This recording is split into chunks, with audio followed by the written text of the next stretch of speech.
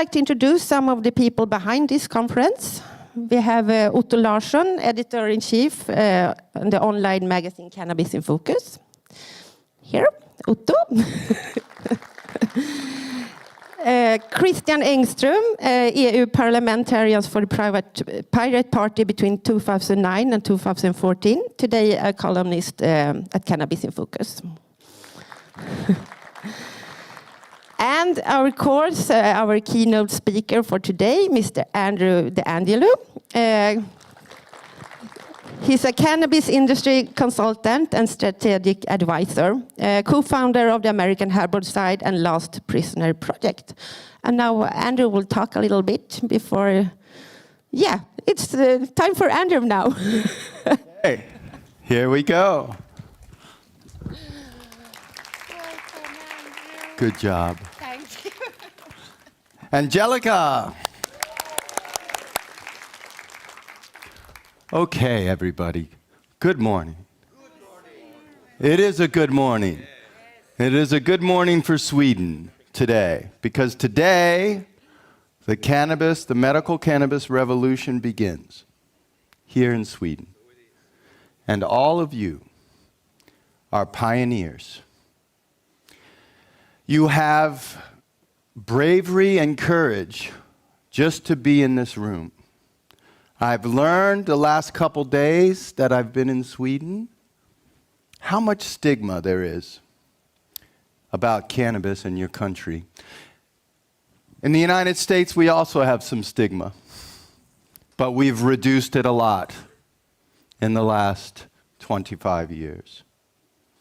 And I promise you, your courage will be rewarded. Your children.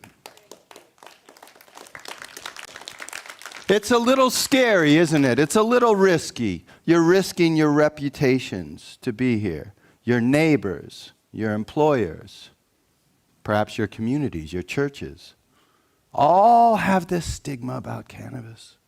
They think it's a dangerous drug, a narcotic. If you take it, you'll go crazy, you'll murder and rape people.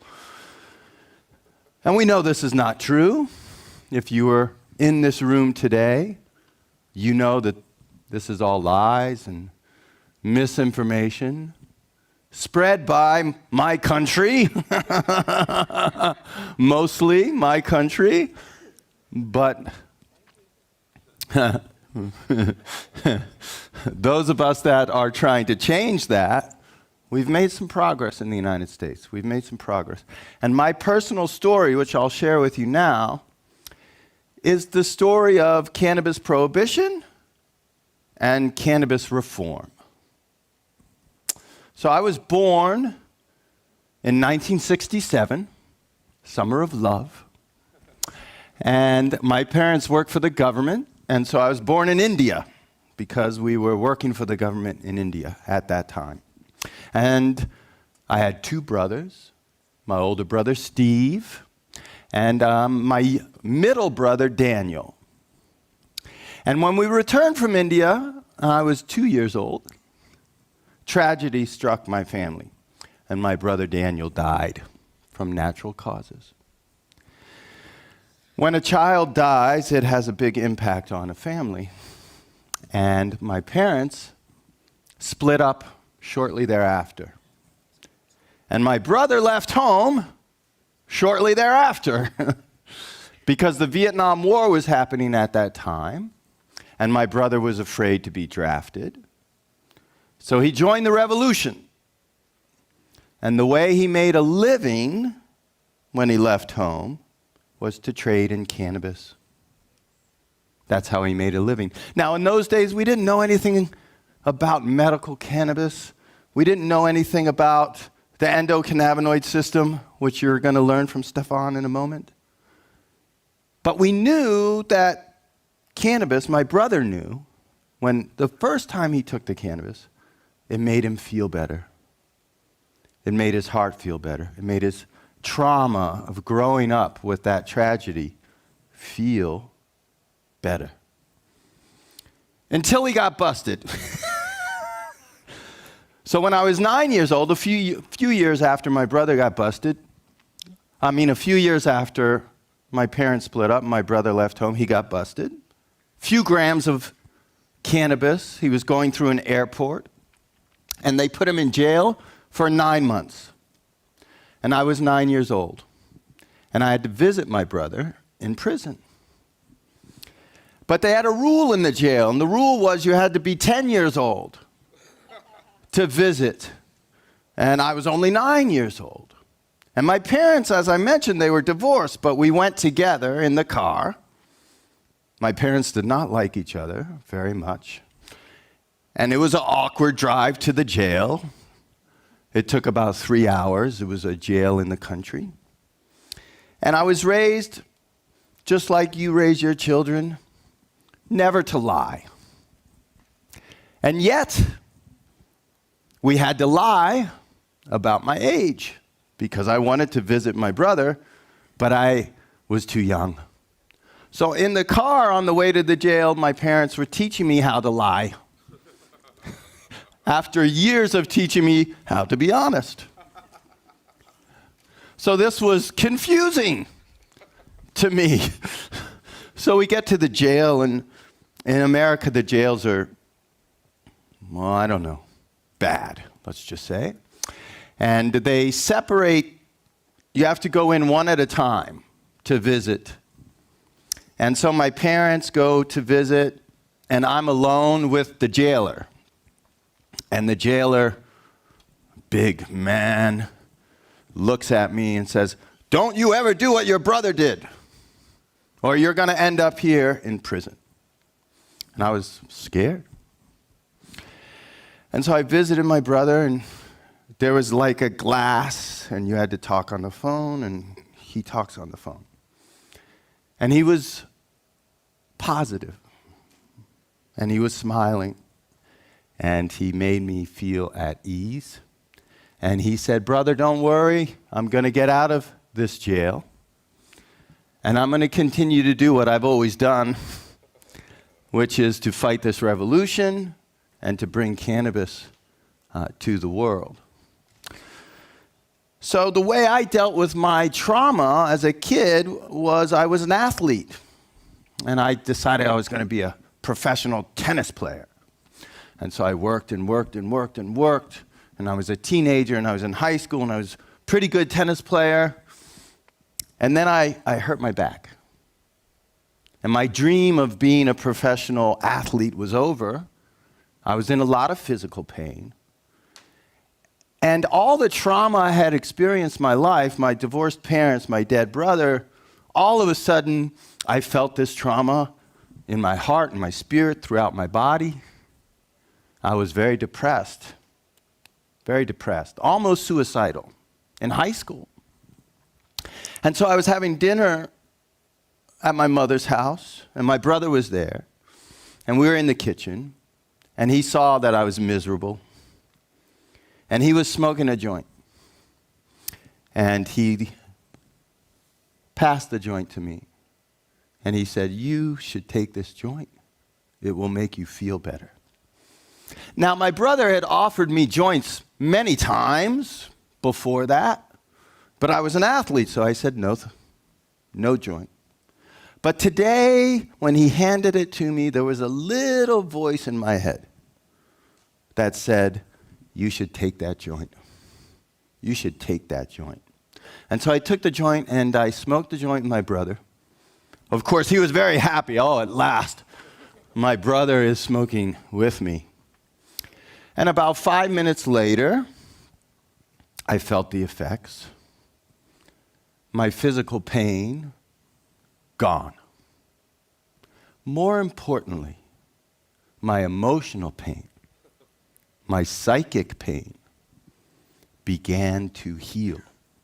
And I saw the cannabis made me see that there was more to life than playing sports, and that I could do other things, and that I could have other dreams, and that it was possible for me to recover from a broken family and a dead brother. And so immediately I started taking cannabis every day, and I started to trade cannabis like my older brother did. in high school, and then I went to college. I traded cannabis in college. And after school, I moved back home to be with my brother, to be with my family, and by that time, my brother had a very big cannabis business, underground cannabis business. My mother became disabled, and so we had to make a living for her as well as ourselves. And we sold a lot of cannabis, hundreds of kilos a week we sold. Very dangerous in the United States at that time. This was early 90s, late 80s, early 90s, Ronald Reagan, Nancy Reagan. Prohibition was at its height. And we didn't like being criminals. I didn't like hiding from the world. You can tell I like to be with people. And so we set about changing the law. They always said to us, if you don't like the law, change it. And so we did. And the first place we were able to change the law was a little city, not so little, called San Francisco. And in San Francisco at that time, the AIDS crisis, the HIV crisis, was raging. People were dying every single day. And what the gay community learned is that when they took cannabis, their life was extended. And they felt better.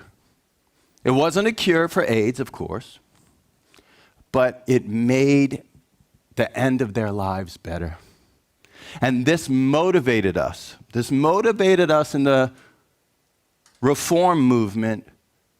We got an idea, and that was, it's not about freedom, because that was our argument up to that point, personal freedom. Alcohol's legal, cannabis isn't, this is crazy. We have the right to take cannabis.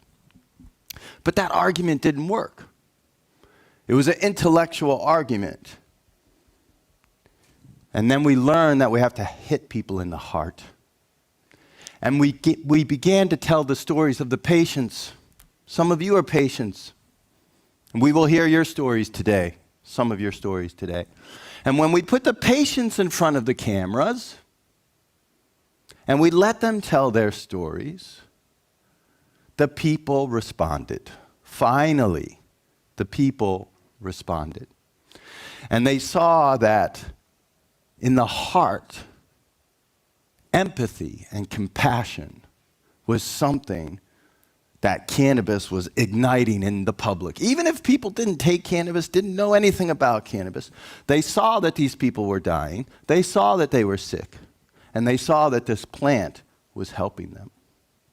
So in 1992, a man named Dennis Perrone and his crew of misfits, I was one of them, we collected signatures. In the city of San Francisco, if you collect enough signatures, you can get something on the ballot in the city and the people can vote on it. And in 1992, we legalized medical cannabis in the city of San Francisco, and we opened the first medical cannabis dispensary or clinic. And we distributed the medicine to really, really sick and dying people. 1992, yeah. But we weren't satisfied. San Francisco's just one city. There were people with AIDS all over the country, all over the world. And we knew this. So we set about to legalize in California. Same thing in California. If you collect enough signatures, you can get something on the ballot in California. And in 1996, we got medical cannabis on the ballot. And it won. And all of a sudden, now we had one state in the United States that was legal. And cannabis dispensaries began to open all throughout California. Well, my brother and I were very inspired by this. And so we did the same thing in our hometown of Washington, D.C. We collected signatures. And in 1998, we passed the law in Washington, D.C. for medical cannabis. But Washington, D.C. is a strange place because it's not it's controlled by the federal government. And so the federal government vetoed it. They vetoed the law that we worked so hard to pass. And this frustrated us. So we left Washington, D.C. We sold my mother's house. We moved everybody to California. And a few years later, in the city of Oakland, California, which is still my hometown, we opened our own medical cannabis clinic called Harborside. And Harborside was the largest clinic up to that point that had ever been created by anyone. And we were seeing about 1,000 patients a day. And we did that for 15 years. Hundreds of thousands of patients came through and got medical cannabis from us at Harborside. And what we learned was that it wasn't just HIV/AIDS. People with cancer were coming in. People with chronic pain were coming in. People with multiple MS were coming in. People that had all kinds of ailments were coming in. It was not hard to get a recommendation to get medical cannabis in California. We wrote the law in such a way that all you had to do was get a doctor to write a note, and you could come into our clinic and you could get medical cannabis. And we heard the stories. We didn't have any studies. We didn't have any clinical trials. The governments would not allow us to do that. The universities were being funded by the federal government, so they didn't want to touch it. The politicians didn't want to touch it. But we knew, we heard the stories, that people were getting better. And people would come up to me and my brother with tears in their eyes, thanking us for providing this medicine to them, thanking us for helping them heal, thanking us sometimes for saving their lives. Well, we weren't satisfied, and we wanted to legalize everywhere. And so today, after another 20 years of activism, we are legal in 48 states, I think it is. 46 states has some kind of medical law. Sometimes it's just CBD. If it's a very conservative state, it's just CBD. If it's a liberal state, it's medical and adult use. Some people call it recreational. I call it adult use. I think that's a better term. And we are on the verge now of legalizing cannabis at the federal level in the United States. Joe Biden, the president, has promised to release all the prisoners, and he has said no one should be in prison for cannabis. Well, he has not kept that promise. And we have 40,000 prisoners in the United States, some of them serving 20, 30, 40 years, life sentences in some cases. And so when we took Harborside public in Canada and we exited the company, we started a nonprofit organization called the Last Prisoner Project. And our mission is to free cannabis prisoners, which we do. It is not easy work, but we do. And we re-enter them into society. And that journey has brought me here today with all of you. And it's really instructive about what's going to happen here in Sweden. You are where we were maybe 1995, 1996 in California. You have some laws, but not a lot of education, still a lot of stigma. Everybody is in the, what I call the cannabis closet. People are afraid to mention the fact that they may use cannabis or trade in cannabis or grow cannabis. But it's slowly starting to happen. All of you are out of the closet. Doesn't it feel good to be out of the closet? Yes, it feels good. It feels good to be out of the closet. And so the journey begins. I've been doing this almost 40 years now. And I could not have asked for a more rewarding career. Even though we've been busted, we've gone to prison, and we had a lot of hardships along the way. But when you help a patient and they come up to you and they say, "Thank you. You helped save my life. You helped heal me." This feeling you have in your heart and your spirit cannot be recreated by anything else that I know of. And in fact, this plant is probably one of the most important plants on earth. These clothes I'm wearing, these shoes I'm wearing, all made from hemp. 100% hemp. Everything you see in this room can be made from hemp. Can be made from hemp. And so you are at the beginning of this revolution. And I promise you, I don't think it's going to take but 5 years here. Right now it seems impossible maybe. But 5 years from now, you will have adult use legalization in Sweden. All through Europe, cannabis will be legal. It'll be a very vibrant industry worth billions of euros or crowns or dollars. Some of you will be in the industry, maybe all of you will be in the industry, and you'll be helping your fellow citizens, your family members, and your children, and your grandchildren will thank you. Will thank you for dedicating your lives to something so risky, for something so new as medical cannabis. So all of you are pioneers. Give yourself a hand.